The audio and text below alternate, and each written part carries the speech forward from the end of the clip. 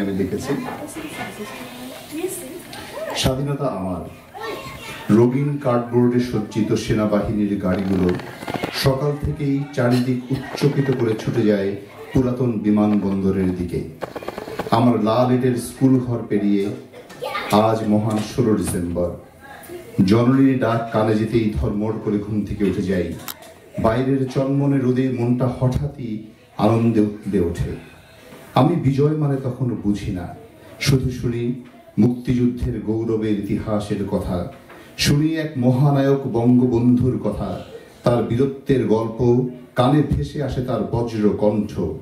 আমি তখনও স্বাধীনতা বুঝি না, শুধু শুনি 9 মাসে আমার পরিবারের সদস্যদের জীবনের অনিশ্চয়তার গল্প।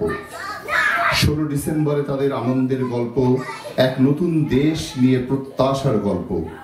বিচ্ছিন্ন ভাবনা ভাবতে ভাবতে আমি দেখি নিজেকে লাল মাঠে দাঁড়িয়ে থাকতে। হঠাৎ আকাশ বিদীর্ণ করে ঝরে পড়ে বিমান বাহিনীর নিক্ষিপ্ত কাগজের টুকরো, আমার উপর শান্তি বর্ষিত হয় যেন। আমি তখনও কবিতায় ভাবতে শিখিনি, তবু স্বাধীনতার মতো এক অসাধারণ কবিতাকে আমি পেয়ে গিয়েছিলাম জন্মসূত্রে।